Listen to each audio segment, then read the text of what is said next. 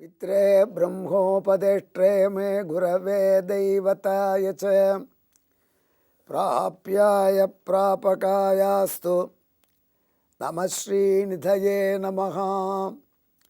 அன்புள்ள விஜய் தொலைக்காட்சி நேயர்களே, உங்கள் அனைவருக்கும் என்னுடைய வாழ்த்துக்கள் மற்றும் வணக்கங்கள். இப்பொழுது நாம் அன்னை லக்ஷ்மி தேவியின் 1000 திருநாமங்களிலே 655வது திருநாமத்தை அனுபவிக்கப் போகிறோம். ஸ்ரீமத் ராமாயணத்திலே ஒரு நிகழ்ச்சி, பலமுறை நாம் அதை உங்களுக்கு ஞாபகப்படுத்தியிருக்கிறோம். சித்திரக்கூட வனம், ராமபிரான் சீதை லக்ஷ்மணன் அங்கே தங்கியிருக்கிற சமயம். அப்பொழுதுதான் தசரதர் பிள்ளை பிரிவினால் மாண்டு போய் ராஜகிரகத்தில் மாமா வீட்டில் இருந்த பரதனை வசிட்டர் வரவழைத்து தசரதருடைய மச்சங்களெல்லாம் முடிந்த பிற்பாடு வசிட்டர் பரதனை பட்டாபிஷேகம் செய்து கொள்ள சொன்னார். பரதன் மறுத்துட்டான். அவன் சொன்னான், இந்த ராஜ்யம்னா 2 பேருமே ராமனுடைய சொத்து. ஒரு சொத்து மற்றொரு சொத்தை எப்படி ஆளும்?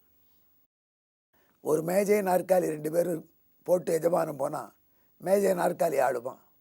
அதை போலத்தான் என் நிலைமை என்று பரதன் தன்னுடைய தன்னிலை விளக்கம் கொடுத்து, எம்பெருமானை காட்டிலிருந்து அழைத்து வந்து அவனுக்கு முடிசூட்டப் போகிறேன் என்று தன்னுடைய உறுதியை தெரிவித்தான். மக்கள் எல்லாரையும் அழைத்து கொண்டு, எனக்கா எம்பெருமான் வரவில்லை என்றாலும் இந்த அயோத்தி மக்கள் அனைவருடைய வேண்டுகோளுக்காவது வருவான் என்று சொல்லி அவர்கள் அனைவரையும் தன்னோடு அழைத்து கொண்டு தன்னுடைய தாய்மார்களையும் அழைத்து கொண்டு பரதன் ராமனை தேடி வந்தான். சித்திரக்கூடத்தில் அந்த சந்திப்பு நடந்தது.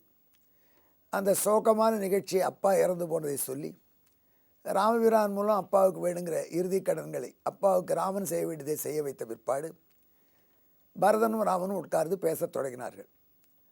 பரதா, நீ எதற்கு வந்த என்று அண்ணல் கேட்டான். ஏன்னா இந்த செய்தியை மெசஞ்சர் மூலம் கொடுத்துருக்கலாமே, நீயே ஏன் வந்தாய்? இத்தனை பேரையும் அழைத்துட்டு ஏன் வந்த? அதற்கு பரதன் சொன்ன பதில், என்ன பண்ணுறது, கடைசி காலத்தில் உனக்குரிய ராஜ்யத்தை யாரை கொடுத்துட்டு போயிட்டார், அதை உன்னிடம் ஒப்படைக்க வந்தேன்னு சொன்னான்.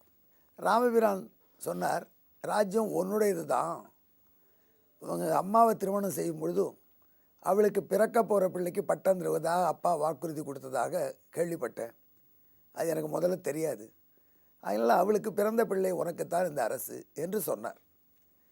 பரதன் சொன்னான், அண்ணா, அரசு என்னுடையதாகின் இந்த அரசை நான் உனக்கு தருகிறேன், நீங்கள் ஊரிலே வந்து ஆளுங்கள்னா ஒரே வார்த்தையாக. ஜனங்கள் பரதன் ராமனை மடக்கியதை பார்த்து சந்தோஷப்பட்டார்கள். ஆனால் ராமன் அவன் தடுக்கில் போந்து அவர் கோலத்தில் போடுறார். அவர் சொன்னார், கொடுப்பதற்கு உனக்கு சகலவித உரிமை இருக்குது, ஒத்துக்கிறேன். ஆனால் பரதா, வாங்கி கொள்ள எனக்கு தகுதி இருக்கா? நான் தகப்பனார்கிட்ட 14 ஆண்டுகள் வனவாசம் பண்ணுவேன்னு உறுதி சொல்லி நோன்பு ஆரம்பிச்சிட்டேன். அந்த விரதத்தை பாதியில் விட முடியுமா? ஆகையினால நான் காட்டுக்கு தான் இருக்கணும், நீ நாட்டில் ஆள வேண்டியது தான் என்று சொன்னான். 14 வருஷம் வரைக்கும் இந்த விரதம் முடிகிற வரைக்கும் என்னால் நீ ராஜ்யம் கொடுத்தாலும் வாங்கிக்க முடியாது என்று பரதனை பார்த்து சொன்னான். பரதன் அதற்கு ஒரு பதில் வச்சுருந்தான். அவ்வளோதானண்ணா, நான் உனக்கு பதிலாக வனவாசம் பண்ணுறேன், நீ ராஜ்யத்தை ஆளு.